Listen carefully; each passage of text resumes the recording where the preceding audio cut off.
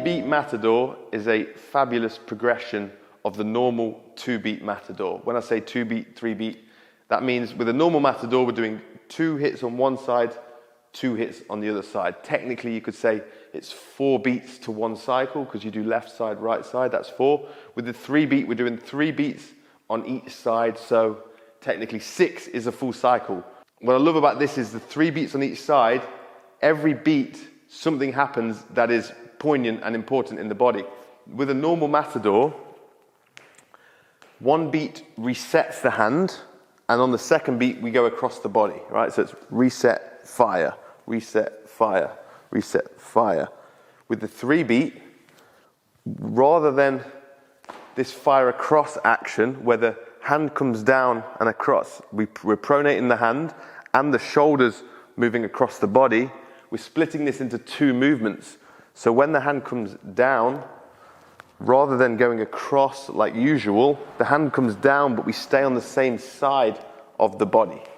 So it flicks the rope, but we stay on the same side. And then the 3rd beat is the shoulder action rolling across. So you can see 1, 2, 3, 1, 2, 3, 1, 2, 3.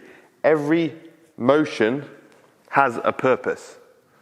Every motion is important, and this develops out of, hopefully you've gone through the in-steer Matador where we've done this, because it develops from the in-steer Matador, we flick down, keeping the rope on the same side. So rather than flick across, we flick down. It's kind of like a fakie Matador to stay same side, and then as the rope is swinging up behind our shoulder on that side, I then drag with the back of the arm across to the other side.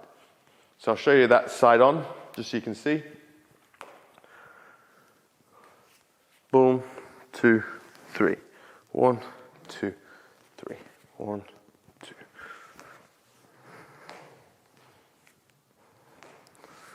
I'll go through that one time without a rope in the hand. So from, say we've just come across with the Matador. 1 beat hits the floor. We then raise the forearm up, 2 beats, it hits the floor. We then look like we're going to go across, but we stay on the same side. You see how my shoulder turns, but the hand stays there. That's 3. And then as it comes around again, we actually go across. We drag the back of the rope across.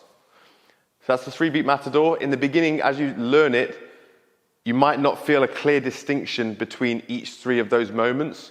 But re-watch the video, film yourself, watch this again, and you'll start to feel those moments appear. And when they do, it's a beautiful feeling to notice, and it will help you deepen your practice and your relationship with one of the favorite patterns of all time, the Matador.